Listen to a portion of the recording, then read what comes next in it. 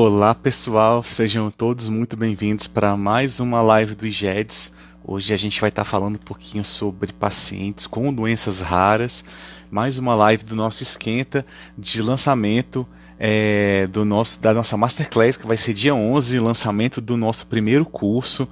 E então está fazendo esse esquenta, série de lives desde semana passada, vários dias de live, todos os dias, e hoje eu vou conversar um pouquinho com o Rodrigo, ele que é o primeiro enfermeiro geneticista de Brasília. O cara é fera, é conhecedor demais da realidade e da vivência de pacientes com doenças raras, e ele já chegou aqui.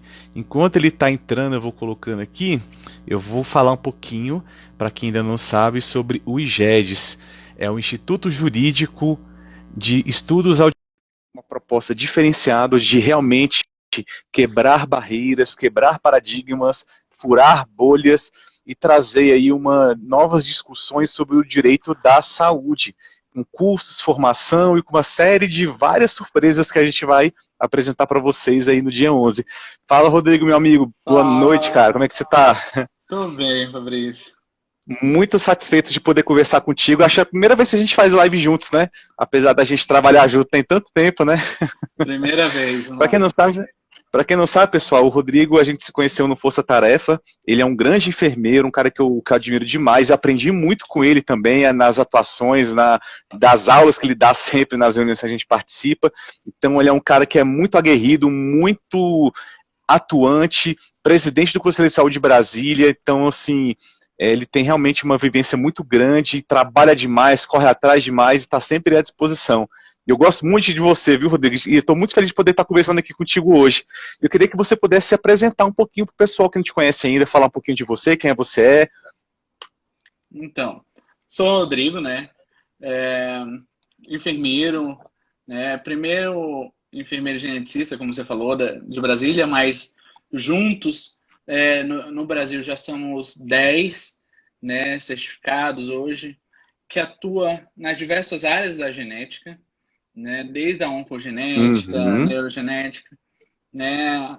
A gente teve, né, ano passado, né, várias lives lá com a Alexandra, com o pessoal aí da equipe de vocês, falando sobre da oncogenética. Então, assim, temos a equipe espalhada em todo o Brasil, né, na área de genética. Uhum. E eu particularmente, sou daqui de Brasília, né, trabalho nessa área, né, junto com o Conselho de Saúde, junto com as equipes aí, né, sempre defendendo o SUS, defendendo, né, o maior órgão empregatício da área de saúde, né, que é o SUS, né. É verdade. E é um Que prazer legal. estar Então, contigo, né? não, legal. Tem tempo que a gente não conversa assim, né? Fora de reunião, né? Que a gente tá sempre em reunião, sempre na correria, né? Acho que vai ser legal esse papinho aqui Com diferenciado. certeza. A gente vai falar hoje aqui, pessoal, sobre a realidade dos pacientes, em especial pacientes com doenças raras. O Rodrigo tem especialização nessa área. Eu também sou especializado em pacientes, né? Só que a especialização dele na enfermagem e a minha jurídica. Hoje eu vou tentar ter um papo com o Rodrigo aqui que não seja dentro de um juridiquês, que a gente realmente fale aqui como é que é a realidade, né, Rodrigo? Como é que é o dia a dia, como é que é mesmo realmente o mundo real desse universo, né? Como é que é. Você que, inclusive, tem a vivência de dentro dos hospitais, né? Que aí muitas pessoas não têm muito essa noção de como é que é essa, essa vivência, né? Inclusive, pessoal, antes da gente começar, eu estava aqui falando do curso, quando o Rodrigo entrou, a gente vai ter um módulo falando sobre isso no nosso curso, tá? A gente tem alguns módulos falando de alguns grupos vulneráveis, né, alguns grupos minoritários, invisibilizados, então a gente vai ter a formação também específica para atuação jurídica para essa população, né? Que eu, particularmente, eu gosto muito, Rodrigo, porque a gente vê que a gente faz a diferença, assim, sabe? Quando você consegue uma liminar, quando você consegue uma ação judicial, uma decisão que garante ali um tratamento, sabe? Então, no caso da AME, por exemplo, que tem aquele medicamento super caro, não sei quantos milhões de reais, quando a gente consegue isso para garantir, sabe, uma qualidade de vida, dignidade para essa pessoa, isso é tão bom, assim, eu me sinto realizado, assim, e vejo que a vocação é essa, né? Que a gente vê que a gente pode fazer realmente uma transformação mesmo na vida das pessoas, assim, né? Uma transformação para melhor e, quem sabe, muitas vezes até mesmo salvar vidas, né? E a gente quer passar Exatamente. essa experiência, essa vivência para o nosso curso, porque acho que a gente tem que proliferar essa rede do bem, né? Essa advocacia voltada para isso, especializada, humanizada, acho que faz toda a diferença, né? Quando a gente tem Com uma certeza. vivência humanizada, né? E na sua visão aí de enfermeiro, qual a diferença que faz realmente esse acolhimento dentro desse mundo para, sei lá, para o paciente que está internado, por exemplo? Você pode falar um pouquinho sobre isso, sobre esse cuidado diferenciado, essa humanização, acolhimento? A gente tem dúvida, né, do enfermeiro, Uhum. da equipe, né? A gente tem essa visão do cuidado, né? O enfermeiro ele foi criado, nasceu, né? Tem uma visão da área do cuidado do paciente, né? Então muitas das vezes o paciente, o familiar sofre tanto em busca de um diagnóstico, né? Batalha muito, né? Principalmente o paciente com doença rara, que ele passa por N serviços, né, até chegar na genética, até ter um laudo. Então ele já chega para a gente muito fragilizado, né? E É sem verdade. contar que ainda tem o outro lado, né? A partir do momento que ele recebe o diagnóstico, né, começa uma nova batalha, né? A briga pela medicação, a briga pelo tratamento, né? Aí vem já a questão que o governo ainda não está no rol de procedimentos, ainda não está na lista de medicação, né? E aí entra a Uhum. questão de que, vamos recorrer ao judiciário, né? Vai judicializar a medicação. E enquanto isso, a família já está tão fragilizada, né? Tudo isso que acaba acarretando para o enfermeiro dar esse acompanhamento, né, desse paciente, juntamente com a equipe multidisciplinar. Né? Porque o médico fez ali o Sim. diagnóstico, já fez o diagnóstico, já prescreveu a medicação, já fez relatório, já fez tudo o que ele podia fazer. E agora, para onde esse paciente vai? Como que vai? Né? Esse paciente vai precisar necessário de um acompanhamento multidisciplinar, de uma físio, vai precisar de, de um TO, vai precisar de uma psicólogo, né, para estar suprindo. Então, o enfermeiro é quem vai ter esse olhar diferente, né, da continuidade do tratamento dele, né? Aqui em Brasília, a gente tem um diferencial, né, desde a questão da triagem neonatal até o Centro de Referência de Doenças Raras, né, que é Uhum. todo um diferencial dos outros estados. Então, Brasília tem um diferencial. Agora, imagine os outros estados no qual você ainda tem questão de locomoção, que a cidade do interior não tem abrangência, não tem um tratamento, a família toda semana tem que viajar para outro estado, né? Essa semana a gente teve o caso de uma paciente que chegou para mim de síndrome de Spohr, né? Uma doença Aham, rara, conheço. na qual a família é do interior da Paraíba, né? E para ela chegar até Campina Grande, onde é o tratamento, são horas de viagem, né? Então, gera um desgaste muito grande, né? Então, o enfermeiro ele tem que estar com um olhar diferencial para isso, né? Uhum. Olha, o Rodrigo você já trouxe muita informação legal aqui, Rodrigo, que às vezes para quem não é da área pode ter passado batido, mas eu vou pontuar algumas coisas que ele falou aqui. Primeiramente, essas questões que ele falou sobre é, o desgaste da família, que é muito cansativo, é muito desgastante. Primeiro você conseguir o diagnóstico e depois o tratamento, né, Rodrigo?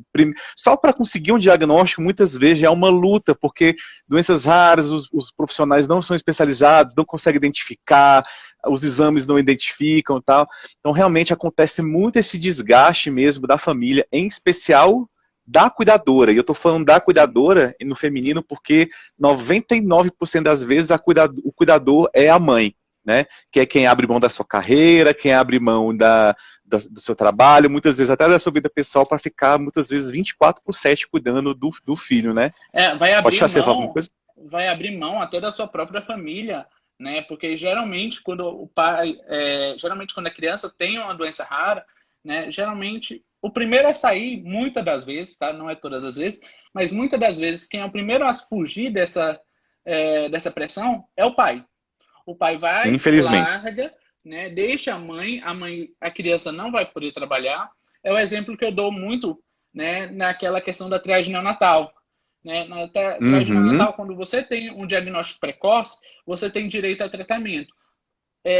Eu dou essa questão lá na frente, né? Porque quando a criança não tem o diagnóstico ali na triagem neonatal, no teste do pezinho, vai acarretando uma bola de neve muito grande, né? Que querendo ou não, vai impactar na remuneração do familiar e vai impactar Sim, também na renda, na verba do governo, né? Porque o sim. governo vai ter uma despesa muito maior com essa família que não teve o diagnóstico.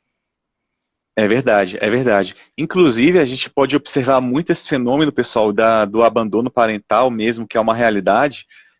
Por exemplo, quando teve aquela epidemia, entre aspas, né, de Zika vírus no Nordeste. Muitas mulheres acabaram se vendo, tendo um filho com microcefalia e era abandonada pelo esposo. E às vezes tinha outros filhos, não era o primeiro filho e tal. E aí vinha essa questão por conta do mosquito da dengue, não era nenhuma coisa genética, né? Então isso aconteceu assim epidemicamente quando teve essa época dessa, entre aspas, né, desse grande surto de Zika vírus, né, no norte e nordeste do país. Então isso é uma realidade, infelizmente, triste, mas é uma realidade. E além disso que você falou também, né, do cansaço, a questão econômica, porque realmente o tratamento de uma doença rara, pessoal, exige muito, realmente um dispêndio financeiro mesmo, e mesmo Muito que a grande. família consiga ali o atendimento pelo SUS, tem assim, locomoção, tem eventualmente algum medicamento, às vezes fralda e tal. Então, assim, eu estou levantando várias coisas aqui para chamar a atenção que é isso, né? Eu acho que é o ponto principal dessa conversa, que é a questão da vulnerabilidade, né? Principalmente para quem é advogado, que eu acho que é a grande maioria do pessoal que eu estou olhando aqui, que está assistindo a live, o pessoal pensa muito em vulnerabilidade, pessoal, como se fosse naquele sentido do direito do consumidor, sabe? Ah, vulnerável porque ela diz, aí tem uma inversão do ônus da prova, e é isso. Mas assim, quando se trata de doenças raras, a gente acha que a gente tem que pensar de uma forma mais ampla, a gente tem que pensar sempre com viés biopsicossocial, né? Sim. Então, a vulnerabilidade aqui, ela é importante se entender até para você entender como que você vai atender esse paciente, como é que você vai receber no seu escritório enquanto advogado, ou enfermeiro, enquanto o enfermeiro vai receber e atendê-lo na enfermaria ou numa internação. Que acho que é interessante poder falar um pouquinho sobre isso, porque juridicamente, Rodrigo, se fala muito de vulnerabilidade, mas não se conceitua muito isso. Principalmente quando se trata desse grupo minoritário, doenças raras, doenças crônicas. Como falei, né, tem ali o conceito do Código de Defesa do Consumidor, mas ainda não é suficiente, né? E aí eu queria falar um pouquinho sobre isso bem rápido aqui, acho que você vai concordar comigo.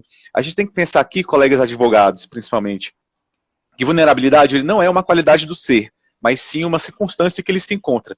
Então, a vulnerabilidade, ela é algo que vem de fora para dentro e não o contrário. Então, um paciente com doença rara, ele não é por si só vulnerável, enquanto ser. Ele está vulnerável dentro da sistemática da sociedade. Né? Não à toa, quando a gente fala de doenças raras e doenças especiais, crianças especiais, a gente fala muito sobre a questão da inclusão e integração. Né? Inclusive, é até interessante a gente poder fazer essa separação, que a inclusão ela não é suficiente. Porque, o que é inclusão?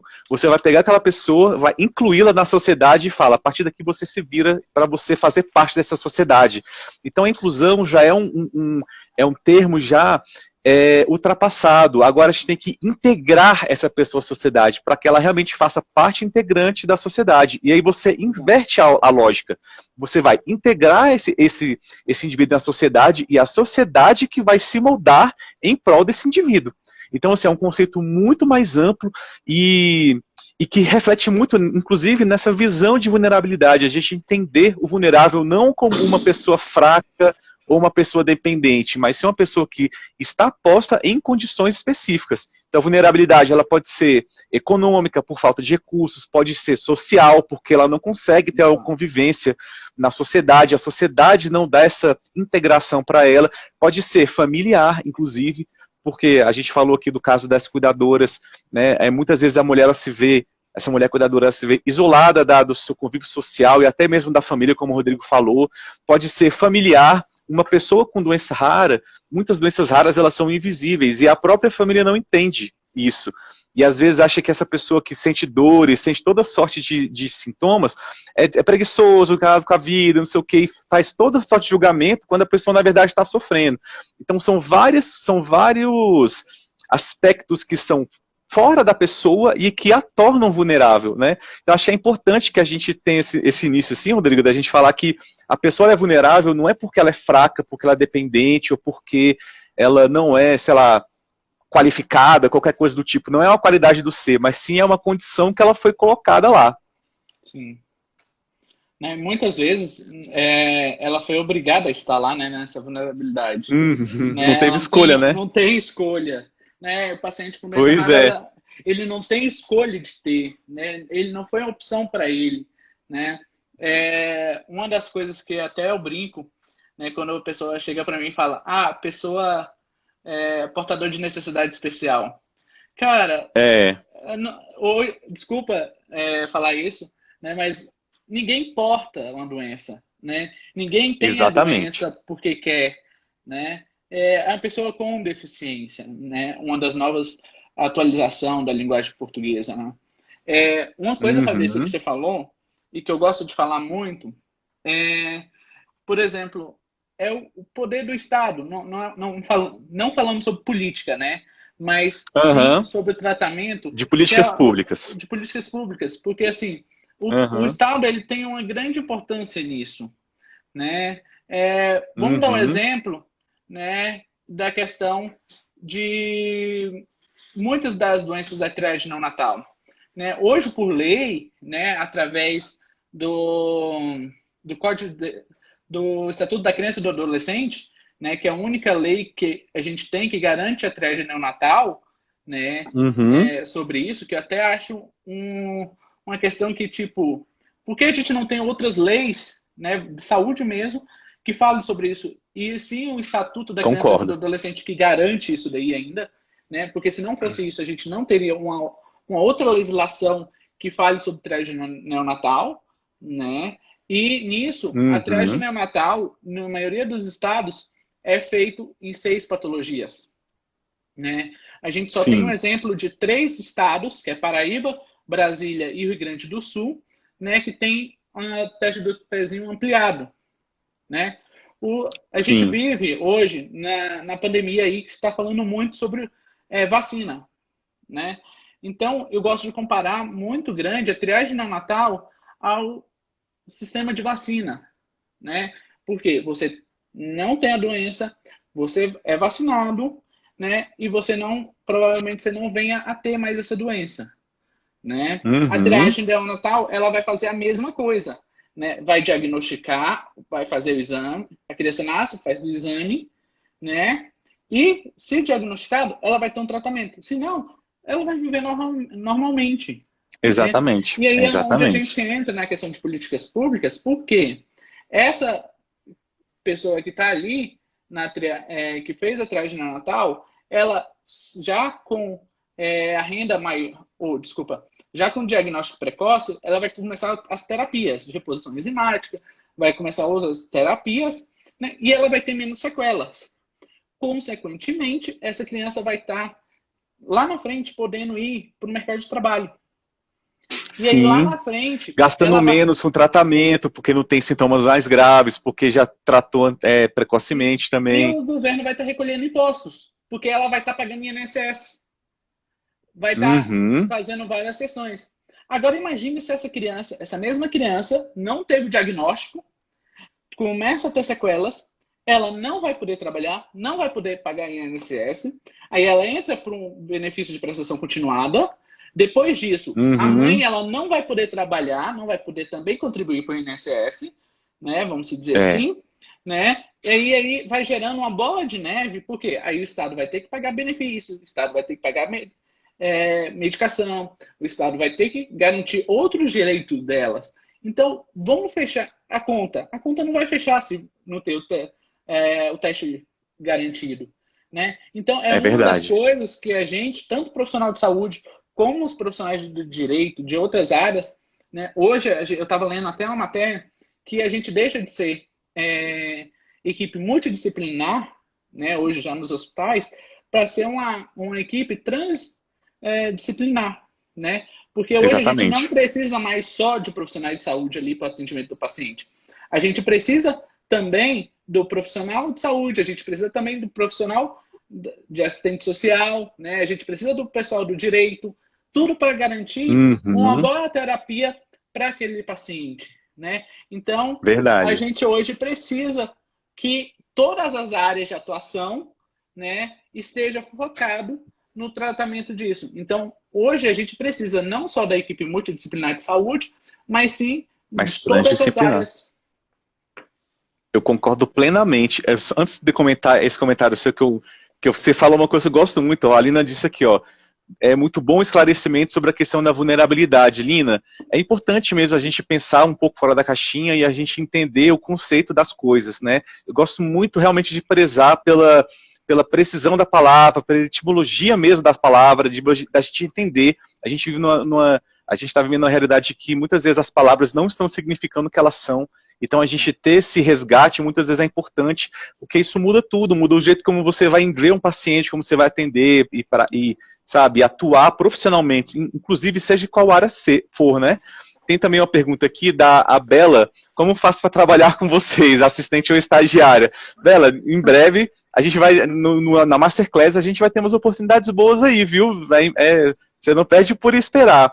É, essa questão do teste do pezinho, assim, acho que é bem bacana, porque eu tenho a minha história pessoal, né, que o Rodrigo sabe que meu filho, a gente descobriu uma deficiência enzimática do meu filho por conta do teste do pezinho, e graças a isso a gente conseguiu já começar o tratamento já nos primeiros dias de vida dele, e que fez diferença, assim, na qualidade de vida mesmo, né. Então a gente já conseguiu já mitigar bastante essa deficiência, não é nada grave, né, nenhuma síndrome rara, nem nada, é relativamente comum a deficiência da enzima G6PD, mas, assim, por conta do teste do pezinho, a gente conseguiu identificar isso e tratar rapidamente. Então, a importância do teste do pezinho ela é sonial, assim, é muito importante, porque dá para se identificar diversas doenças, inclusive doenças raras, síndromes raras. Então, assim, pode ser, como o Rodrigo falou, a chance da qualidade de vida mesmo do paciente. E sobre as equipes transdisciplinares, Rodrigo, aí você falou com outras palavras o que eu falo toda vez que eu estou em live, em tudo, eu sempre falo, pessoal, a gente tem que entender que saúde não é apenas não estar doente, né? Não é apenas você ser atendido no posto. O conceito de saúde, ele é um conceito amplo, é o total bem-estar biopsicossocial, inclusive bem-estar político, bem-estar econômico. Então a gente tem que entender sempre a saúde como um fator, um fenômeno multifatorial que envolve inclusive questões geográficas, sociais, econômicas, culturais. Então, assim, são várias nuances da saúde. Não é apenas você não ter doença, é realmente ter uma vida plena, digna, autônoma. E essa questão da importância dessa transdisciplinariedade é importante nesse sentido também, porque a gente tem que realmente enxergar a saúde como um espectro amplo da existência do ser humano, né? Então é importante você ter essas diversas especialidades atuando, não ficar, por exemplo, tratando o paciente só com remédio, por exemplo, que é uma visão já mais anterior, que a saúde era a ausência de doença. Então, em vez de você focar só em dar remédio, você vai focar em, às vezes, ajudar com assistente social, você vê uma questão econômica da pessoa, colocação onde ela mora, etc. E é importante que a gente tenha muito essa noção, essa visão mais ampla da saúde, porque isso faz muita diferença na nossa atuação enquanto advogados também, né? Então, assim, você está tendo uma situação, por exemplo, de um paciente de doença rara, você tem que entender em que contexto que tudo está acontecendo, social, econômico, familiar, porque muitas vezes a gente consegue resolver e encontrar soluções que não dependam do judiciário. Às vezes você consegue resolver questões de outras formas que não apenas judicializando, né? Então a gente tem que pensar muito nisso, assim, desse aspecto amplo da saúde. E aí a minha frase, né, o Rodrigo, que já é jargão já, que é falar de saúde é falar de direitos humanos, né, pessoal? Sim. A gente tem que entender isso. Tanto que o conceito de saúde, que é trazido tanto na Declaração dos Direitos Humanos, a Declaração Universal de Direitos Humanos, ela se confunde muito com a descrição de saúde que a gente tem na nossa Constituição Federal, que é esse bem-estar, esse viver bem, socialmente bem, economicamente bem, você tem o que vestir, o que morar, ter segurança, etc. Então, é muito importante a gente ter essa visão ampla, né? E por que a gente fala tudo isso? Porque quando a gente está falando aqui de grupos vulneráveis, a gente tem que ter essa visão, né, Rodrigo, de, principalmente, em especial, doenças raras, que é um grupo invisibilizado, não se tem políticas públicas, não se consegue acesso.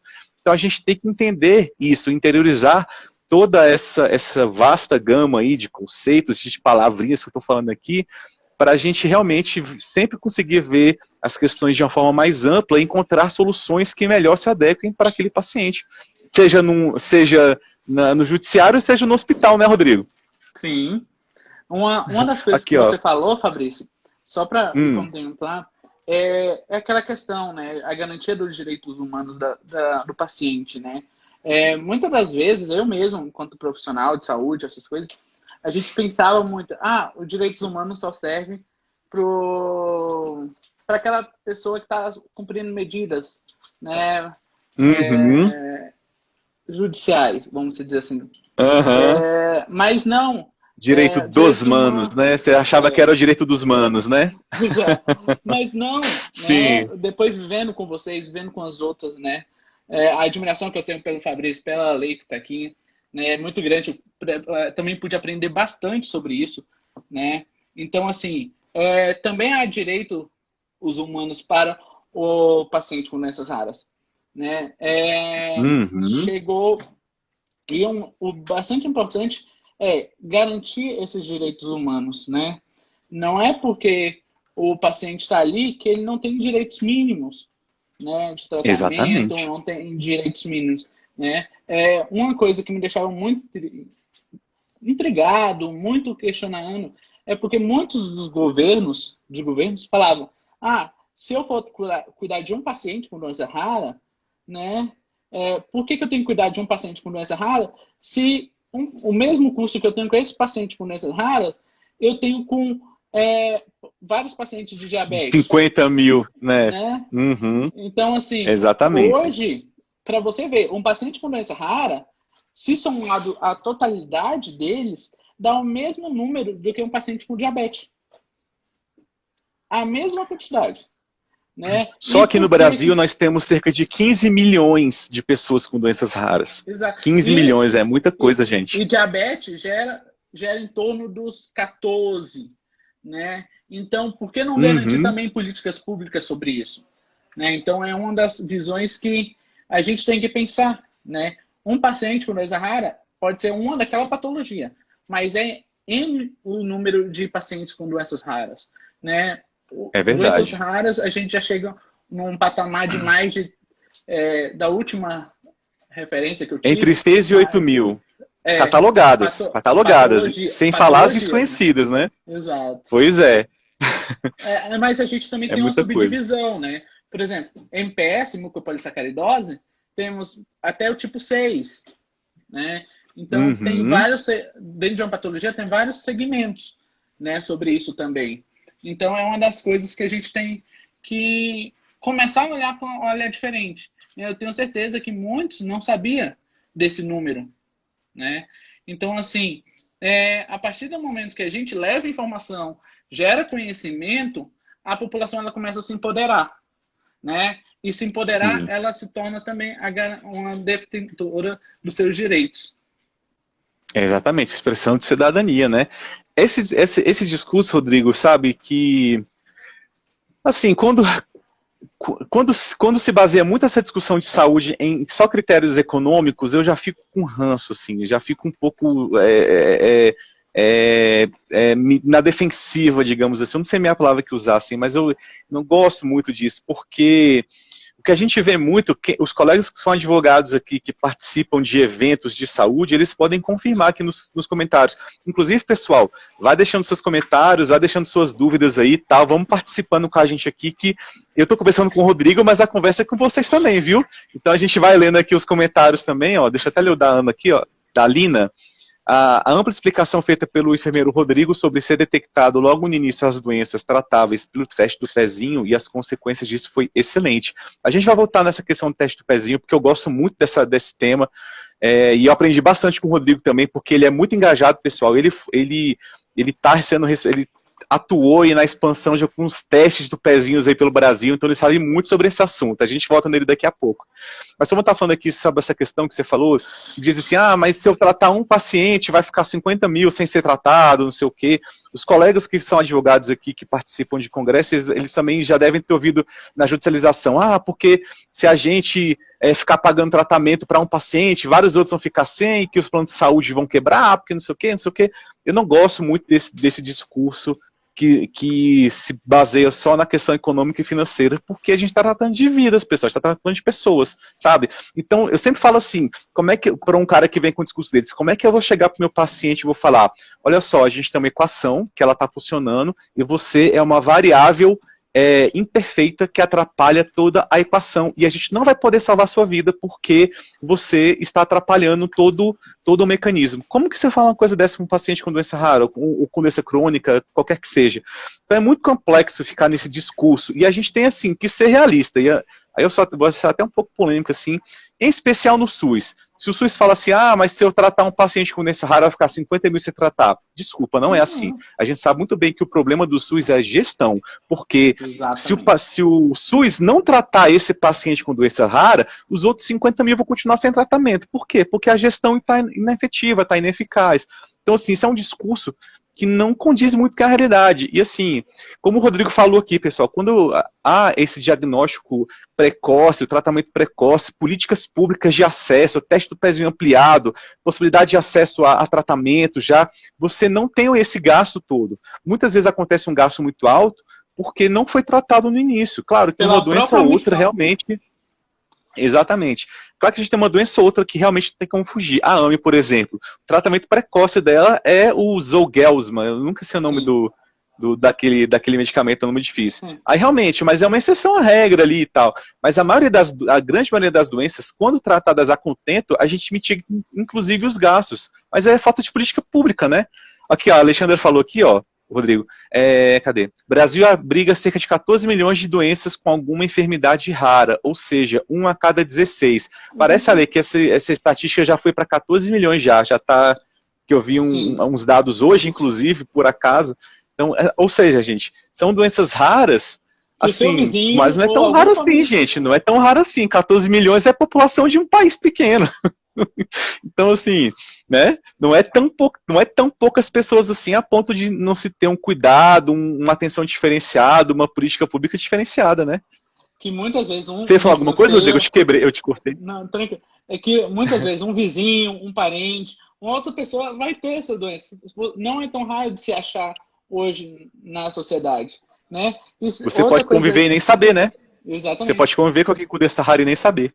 Muitas das vezes também a pessoa, vamos dizer, questão do lúpus, né, que vários hoje têm, tem outras doenças aí que hoje, a ela que foi tão falado, né, então é muito comum você encontrar alguém com essas patologias, né, não é mais para você achar assim.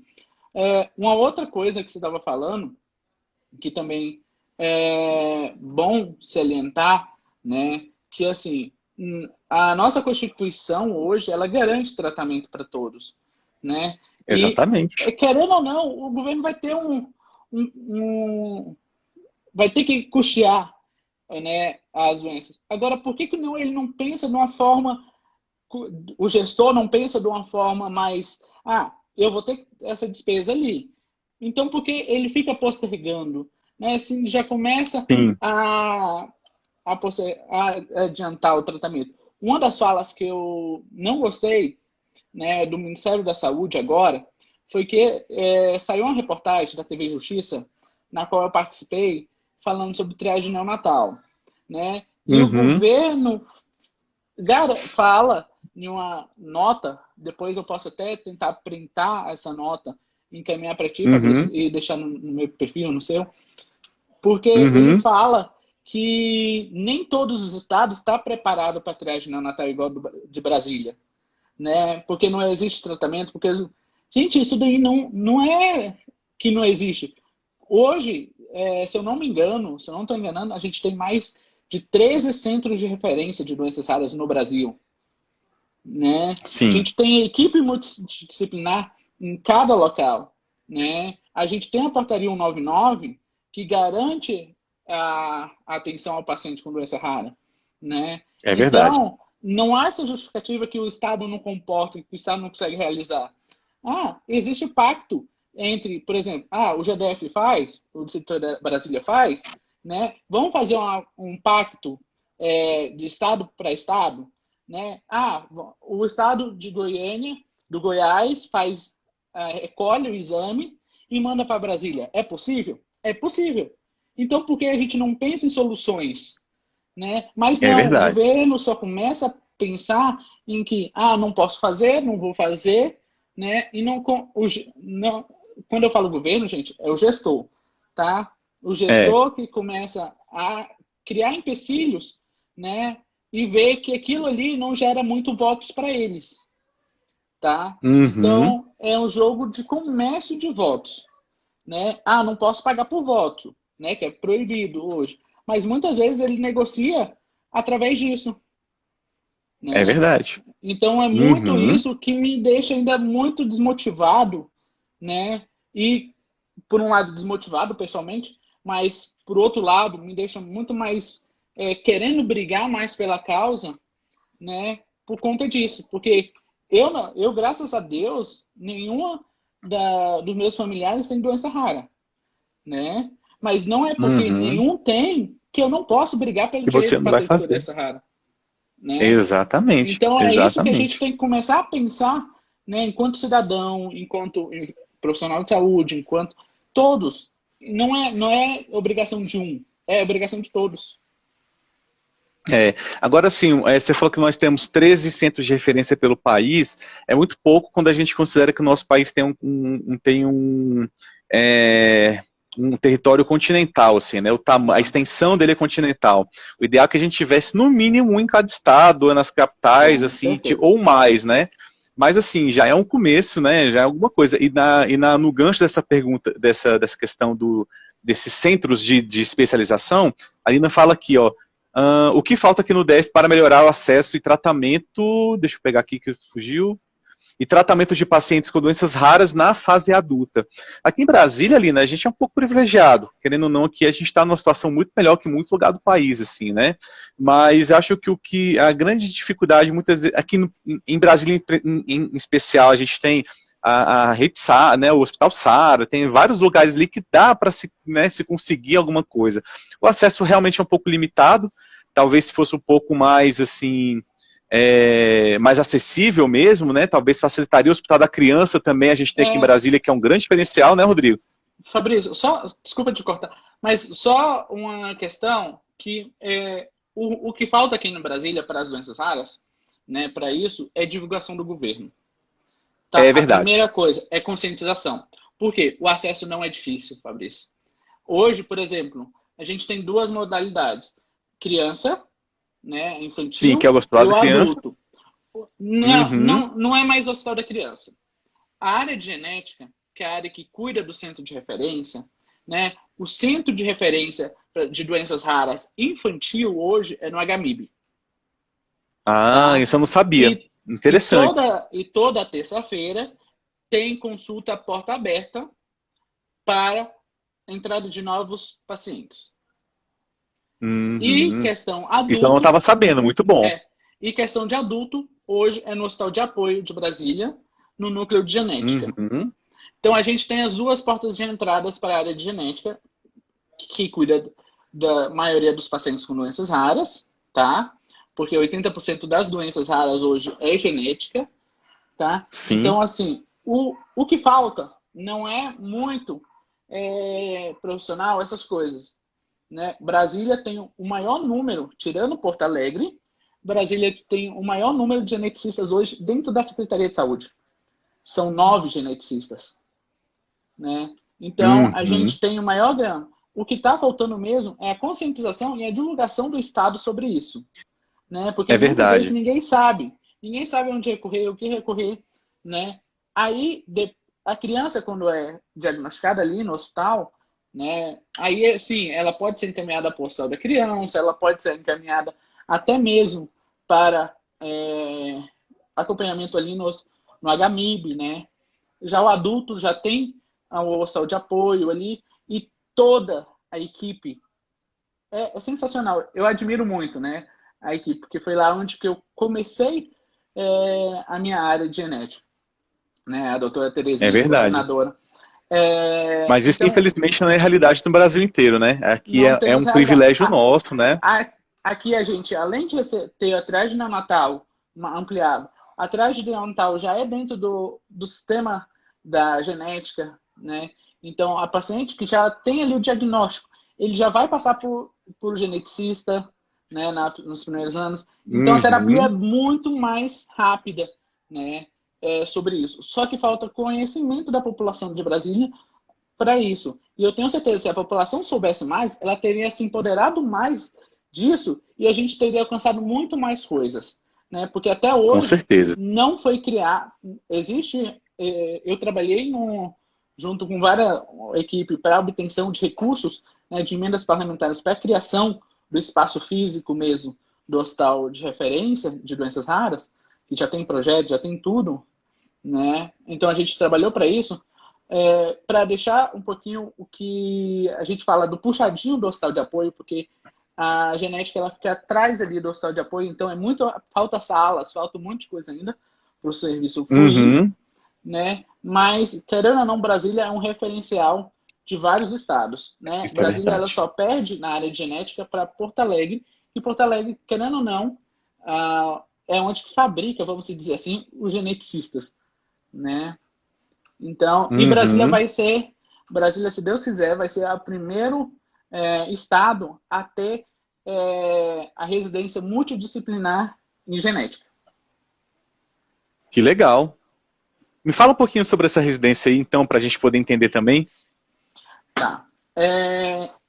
Vamos falar de duas formas. Primeiro, a questão de certificação, né, que é uma especialização no qual você faz o curso a parte técnica, né?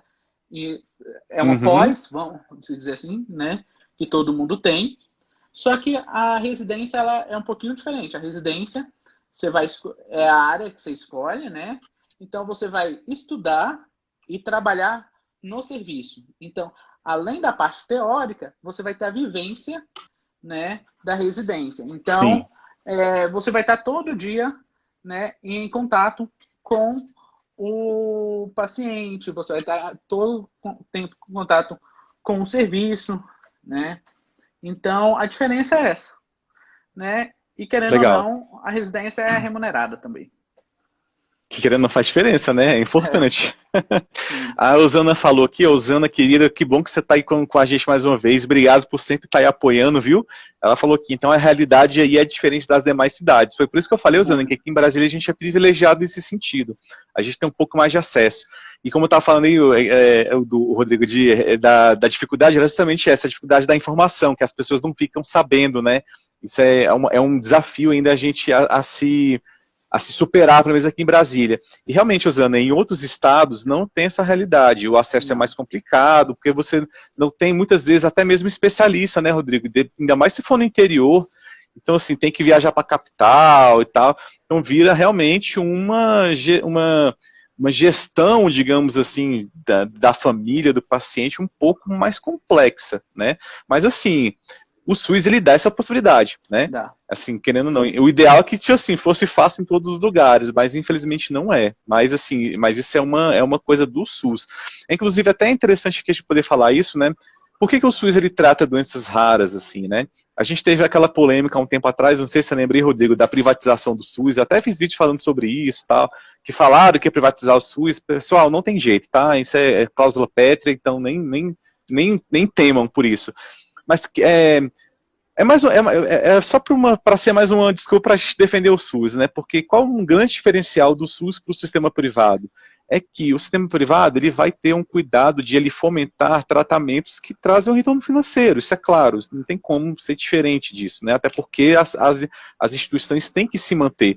Então, por exemplo, um tratamento de doença rara, 1 a cada 100 mil habitantes, um doente a cada um paciente a cada 100 mil habitantes. Para que você vai investir num profissional, numa terapia, não sei o quê, que não dá um retorno financeiro, né? E se for investir, você vai ter que ter uma cobrança muito alta desse paciente. Então o SUS ele é diferenciado por causa disso. As políticas públicas, elas vão se pautar nas diretrizes do SUS de igualdade, de ser universal, de ser equânime, nos preceitos constitucionais também, de realmente acesso à saúde, de direito à saúde, daquele conceito que eu falei para vocês lá atrás, multidisciplinar, multifacetado. Então é ele que vai dar essa ênfase, esse cuidado, esse tratamento, porque não é porque traz um retorno financeiro, mas é porque é uma obrigação do próprio Estado, né? Então é importante a gente ter essa visão do SUS aí, que ele tem esse cuidado diferenciado, tratamento, medicação e tal. Por quê? Primeiro, é uma obrigação estatal, né? Uma obrigação constitucional, e segundo, porque é isso, né? Faz parte da própria razão de ser do SUS, ele ser universal, não apenas de atendimento dos pacientes, mas também de oferta, digamos assim, né? Oferta de tratamentos, universal, sempre abarcar tudo que for possível, né? Olha só, Lina, você está muito participativa, muito obrigado, viu, pelas perguntas. Quem quiser também, pessoal, vai mandando pergunta aí, tá? Sobre a questão da equipe multidisciplinar, como está a qualificação dos profissionais? É difícil encontrá-los para compor o centro de referência? Isso aí você vai saber responder melhor do que eu, Rodrigo. Então, há uma diferença muito grande, né? Há uma dificuldade de conseguir profissionais, no entanto que há especialidades novas, né, igual a genética, ainda na genética a gente só tem um enfermeiro titulado geneticista aqui em Brasília, né? Temos outras questões, né? Temos a questão também de profissionais que se adequam ao tratamento, vamos dizer assim. Vou dar um exemplo de uma área que eu também amo, que é o pessoal da nutrição, né? Vamos dizer que a consulta com a nutricionista, né, ela não é uma consulta mais simples, igual nós vamos no nosso dia a dia no nutricionista. Lá, no paciente com doença rara, a dieta deles são balanceada, né? É precisão mesmo, é calculada, né? E uma consulta gera em torno de 1 hora, né, ou mais, por paciente. Sim. Né? Então, a qualificação desses profissionais é maior, né? E aí a gente tem uma grande dificuldade hoje, no Distrito Federal e em outros estados, que é a abertura de concursos públicos para essas áreas, né? Não só especialista, mas também no geral, né? Porque a gente vê hoje, eu falo pela enfermagem, né?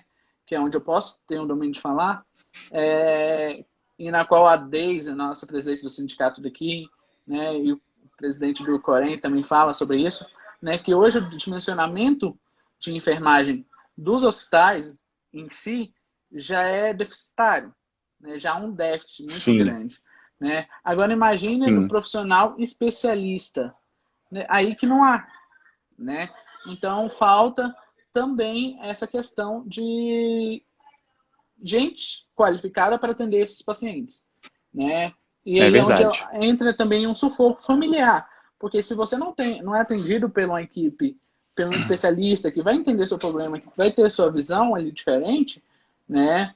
É mais difícil o relacionamento, né? Porque aquele profissional muitas vezes não vai entender, né? Vamos se dizer que como tem muitos advogados, vamos se dizer assim que o paciente chega para você, você não é especialista na área de saúde, né? Mas é especialista na área de penal. Como que vai ser a atenção desse profissional, né? Será que ele vai conhecer a fim, né? Como tratar, qual é a legislação vigente, como que tá? Vai desgastar mais do profissional, né? Porque o profissional vai ter que estudar mais, vai ter que fazer muito mais coisas. Assim também é na área de saúde, né? Quando você pega um profissional generalista que não sabe muito a adequação, não sabe sobre terapia, não sabe muitas coisas, o profissional vai ter um desgaste muito grande e o familiar muito grande ainda, né? Porque muitas vezes o familiar se torna expert, né, em doenças raras, no diagnóstico do paciente, como tratar o paciente, né? E muitas vezes tem que treinar o profissional que está ali para cuidar do seu filho. Sim. Né? Então, eu vou pegar o gancho... É verdade, eu vou pegar o gancho do Rodrigo aí, porque acho que é muito importante vários ganchos aqui, eu vou fazer um combo de ganchos aqui. Vocês devem ter percebido aqui como que a nossa conversa aqui foi um pouco diferenciada do que é normalmente o debate acadêmico sobre direito da saúde, né? O nosso viés aqui, o nosso enfoque foi muito mais uma questão de humanidade, de acolhimento, de empatia, de uma escuta qualificada, atendimento qualificado. Por que eu estou levantando essas questões? Porque isso é a nossa proposta do IGEDS, do nosso curso, né, que a gente vai lançar agora, né, Rodrigo, dia 11 agora é a Masterclass, a gente vai entrar mais em detalhes sobre isso, mas essa é a nossa proposta, a gente conseguir passar não apenas esse conhecimento técnico, jurídico, mas também ter essa condição de passar a importância desse atendimento empático, acolhedor, humanizado, a oitiva qualificada para você ouvir, não para responder, mas para entender. E também outro gancho que o Rodrigo deu também é sobre essa questão da especialidade. Ele falou aí da dificuldade da especialidade dos médicos, né, dos profissionais de saúde. Tem essa mesma questão na parte jurídica também, como ele bem falou aí, né? Se um paciente procura um penalista, ele não vai conseguir ter realmente um atendimento adequado ali, juridicamente falando. Então, eu falei isso na live de ontem, falamos em outras lives também, da importância da especialidade do advogado nesse nosso nicho, nesse nosso ramo do direito da saúde, né? E o Rodrigo caiu, mas eu vou falando aqui enquanto ele volta.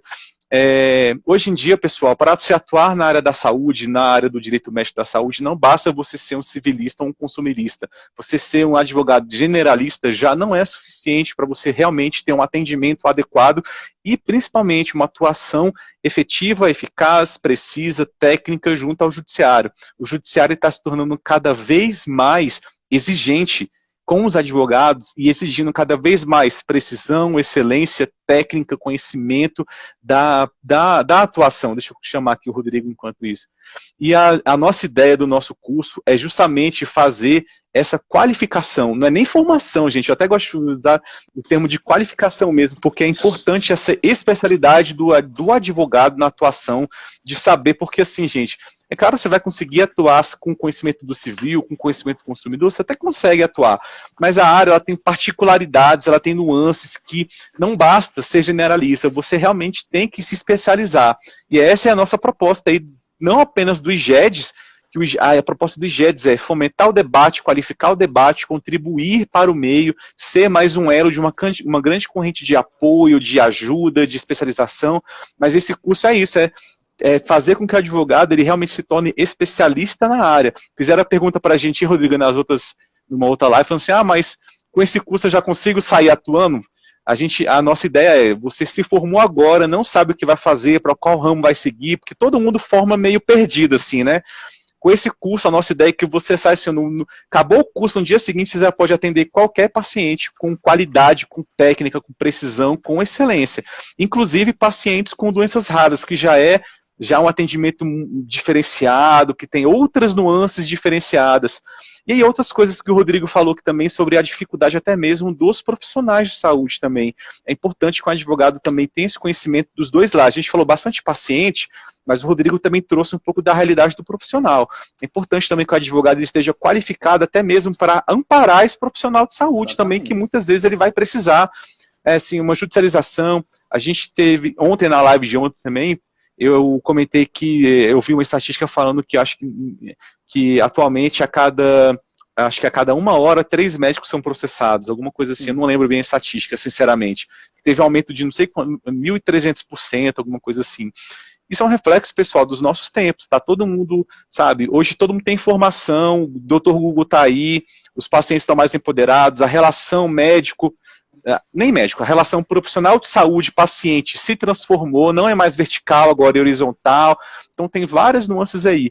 E o advogado tem que estar preparado para isso, porque aqui, pessoal, como a gente falou, a gente, quando está falando de saúde, a gente está falando de pessoas e de vidas, e não é só o paciente, é o profissional também, porque uma atuação desqualificada do advogado, você pode, primeiro, prejudicar a chance de um paciente de ter um tratamento efetivo, de ter até mesmo a cura, né, Rodrigo, dependendo, se você não saber o que fazer juridicamente, não saber como pedir uma liminar, e do outro lado, você não tem uma atuação qualificada, você pode acabar com a carreira de um profissional, que às vezes não cometeu erro nenhum, fez tudo dentro da literatura, dentro da cientificidade da prática, Mas assim, acabou sendo acionado por algum motivo qualquer, e aí o advogado sem a qualificação não soube fazer a defesa adequada, e aí você pode acabar também com a vida profissional de advogado. Então, sim, é uma área séria, que é vendida, está sendo vendida nas redes sociais como se fosse uma área super glamurosa, que é onde você vai rachar de ganhar dinheiro, vai ficar rico e famoso, um monte de gente aí postando coisa de andando com carro importado, banco de couro, teto solar. Calma, gente, não é bem assim, porque a responsabilidade é grande. E a nossa ideia aqui do IGEDS, do nosso curso, é realmente trazer essa visão real, da realidade, como eu falei no início aqui da live, da prática mesmo, da prática que nós temos já, eu, Alexandre e Andressa, anos e anos desde atuação, e é isso, né, mostrar realmente como que é essa advocacia real, verdadeira, sem glamour. Tem muitos percalços, mas também temos muito louros também, né, é claro. Como eu falei, quando a gente consegue aí garantir uma qualidade de vida para um paciente, garantir um tratamento, às vezes até mesmo salvar a vida de um paciente, é uma coisa assim maravilhosa, que você fala, poxa, a minha vocação é essa mesmo, assim, né. Então, quem não se inscreveu ainda para a nossa Masterclass, pessoal, é só entrar aqui no perfil do IGEDS, que tem lá o link de acesso. A Masterclass é gratuita. Quem se inscrever para a Masterclass vai ganhar um e-book grátis também. E a gente está tendo vários feedbacks muito positivos desse e-book, viu, Rodrigo? A gente fez um e-book, assim, ó, é a menina dos nossos olhos, assim, porque é um material que ninguém dá, assim, é uma coisa bem diferenciada. Tem até umas postagens lá no perfil do IGEDS, depois vocês dão uma olhadinha, pessoal, dos feedbacks positivos das pessoas, que o e-book está muito legal, e aí você já vai ter um gostinho do que está esperando no curso. Na Masterclass dia 11, a gente vai... Eu dei vários spoilers ontem, anteontem, vou repetir alguns spoilers aqui. A gente vai dar todas as informações do curso e tal, dos bônus, mas então, por spoiler, para o pessoal ficar animado, a gente tem alguns bônus aí que são bem diferenciados, bem legais, e 2 desses bônus são exclusivos para os primeiros que se matricularem. E são 2 bônus muito feras, assim, que você não encontra em lugar nenhum. Assim, é bem diferencial. E para o advogado que se formou e está perdido, não sabe muito bem para onde ir, pode ser um grande diferencial. E para o colega que já é experiente, está mudando de área também, pode ser aquele empurrãozinho que faltava para você, sabe, deslanchar nesse novo ramo do direito médico e da saúde. Então, quem não se inscreveu ainda, se inscreva. Ó, já tem gente falando que já se inscreveu, ó, Luísa aqui, ó. Depois fala aí, Luísa, o que você achou do e-book, tá? Se gostou, se não gostou. Que aí, pessoal, vocês vão ver, então, dia 11 agora, vai ter essa nossa Masterclass com todas as informações, é muita coisa. Eu acho que deu para passar aqui bem aqui a ideia. Infelizmente, está acabando aqui o tempo, Rodrigo, porque como esse perfil é novo, é só 1 hora, a gente tem mais uns 3 minutinhos aqui. Acho que deu para passar bem, acho que deu para a gente passar bem essa nossa visão, né, Rodrigo? Mais humanitária, diferenciada. Essa conversa que a gente teve aqui, gente, vocês não encontram lugar nenhum, assim, em outros... nos congressos que eu frequento, que eu assisto, que eu acompanho, nesses debates acadêmicos, normalmente o debate é bem diferenciado do que a gente teve aqui. Então foi legal a gente poder trazer o Rodrigo, que não é jurista, ele é enfermeiro, é outra vivência, é outra realidade, que acrescenta muito para a gente. Inclusive aprendi muito com o Rodrigo, com a Deise também, com o pessoal do Corém também, a importância da enfermagem para quem está interessado também, às vezes, não quer atuar para paciente, a gente vai ter módulos focados em categorias diferentes, então a gente vai ter módulo falando só sobre atuação para enfermeiro, por exemplo. Então é muita coisa, viu, gente? Rodrigo, vou deixar aí as suas palavrinhas finais aí, porque infelizmente está acabando o tempo, senão eu ficava contigo aqui 2 horas conversando fácil. Gente, quem não se inscreveu, né, as 2 feras que eu tanto admiro aí, né, Fabrício, Alexandra, né, talentosos, esteve com a gente, né, pude aprender muito aí também sobre direito com eles, né, então não perca essa oportunidade, porque vindo dessas pessoas, tenho certeza que vem coisas boas aí. E aí deixar aquela questão, né, como profissional, como cidadão, em primeiro, né, da gente também olhar um pouquinho para o nosso vizinho, olhar um pouquinho para os nossos colegas, né, garantir essa questão do direito à saúde, né, que todo mundo precisa estar empoderado dessas informações, né, então a primeira questão é essa, né, agradecer vocês pelo presente de estar com vocês. Eu que agradeço, eu estou super feliz aqui. Né, precisando de mim, estou à disposição. E a gente também. E é isso, pessoal. Aos colegas advogados que estão assistindo aqui, vamos sempre tomar esse cuidado de humanizar o nosso direito. A gente é muito ensinado a ver tudo de uma forma muito fria, muito legalista, muito dentro de número, de artigo e de proveito econômico, não sei o quê. Vamos tentar ter essa visão diferenciada. Só tem alguns minutinhos, alguns segundinhos restantes, e acho que essa proposta que a gente trouxe, não só na live, mas no IGEDS também, no nosso curso, é isso, estourar bolhas, quebrar paradigmas e propor uma nova advocacia, uma advocacia muito mais qualificada e muito mais humana. E é isso, pessoal. Obrigado por quem ficou até agora. Vai cair aqui. Um beijo a todos. Valeu, Rodrigo. Adorei conversar contigo, viu? Também.